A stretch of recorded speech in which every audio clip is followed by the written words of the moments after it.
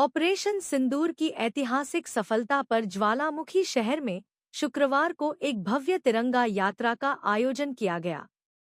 इस मौके पर सांसद हिंदू गोस्वामी, पूर्व मंत्री रविंद्र रवि और विधायक काजल शर्मा विशेष रूप से शामिल हुए।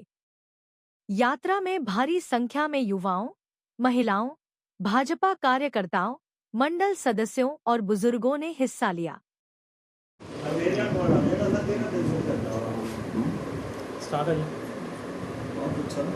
आज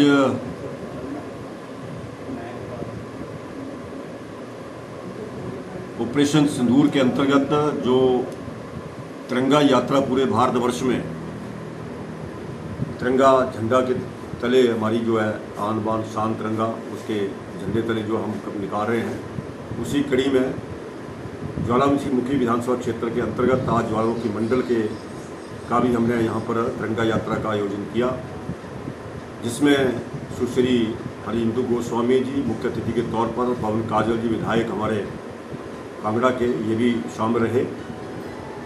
और मूल रूप से जैसे आपने देखा कि 22 अप्रैल की वो घटना पहलगांव में ये आतंकवादियों पाकिस्तानी आतंकवादियों के माध्यम से हमारे निहत्थे हमारे सनातनी भाइयों के ऊपर आक्रमण किया था।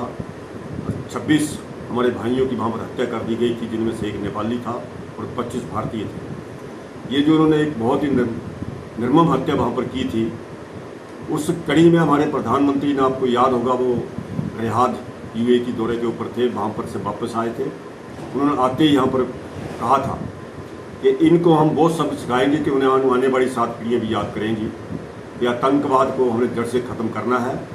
इस कड़ी में वो पाकिस्तान भी याद करेगा, आने वाली उनकी पीढ़ियाँ याद करेंगी, और हमने करके दिखाया उसको। वो 6-7 मई की मध्य रात्रि का वो समय, पाकिस्तान के वो 4 ठिकाने, पाकिस्तान ऑक्युपाइड के 5 ठिकानों के ऊपर वहाँ पर मिसाइल से अटैक करके उनके जो ट्रेनिंग कैंप थे वहाँ आतंकवादियों को उनको ध्वस्त कर दिया। और एक बहुत बड़ा, वहाँ किसी भी सिविलियन को वहाँ नुकसान नहीं पहुँचा। हमारा सिविलियन पाकिस्तानी से कहीं विरोध भी नहीं है। हम तो आतंकवाद जो पैदा करने वाला पाकिस्तान है, हम उनका विरोध करते हैं और उनको ना ही तो हम बख्शेंगे, ऐसा हमारे प्रधानमंत्री जी ने कहा है।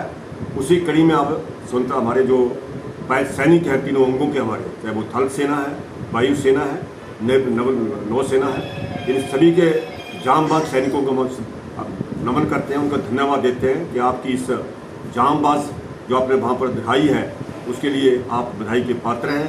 आपको पूरे देश की ओर से नमन। और जो नरेंद्र भाई मोदी ने कहा था वो करके दिखाया है।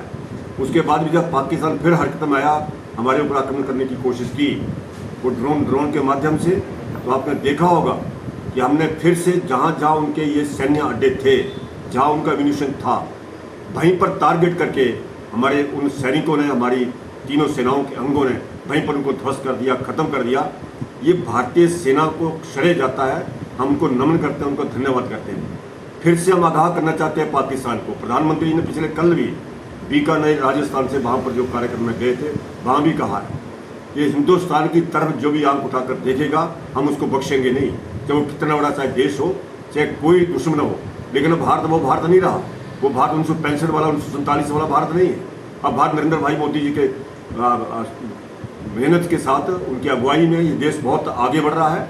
विश्व का बहुत ही गौरवशाली, बहुत ही एक मैं कह सकता हूँ कि सशक्त नेतृत्व जो भारत के पास है नरेंद्र भाई मोदी जी के नेता के द्वारा, तो हम कह सकते हैं कि आने वाला समय भारत का है। भारत केवल मात्र तीसरी हमारी आर्थिक शक्ति नहीं, आने वाले समय विश्व का नंबर 1 देश बनेगा। ये हम कल्पना इस कार्यक्रम के बाद, ये जो हुआ सिंदूर, ऑपरेशन सिंदूर के माध्यम से जो किया गया है, हम ये कह सकते हैं कि पूरा विश्व अब भारत की ओर तकदगी निगाहों से देख रहा है कि अब आने वाली शक्ति, महाशक्ति जो भारतवर्ष है, ये नरेंद्र भाई मोदी फिर 11 सालों में करके दिखाया है। उनको बधाई भी, सेना के अंगों को बहुत बहुत बधाई, उनको नमन, बहुत बहुत धन्यवाद।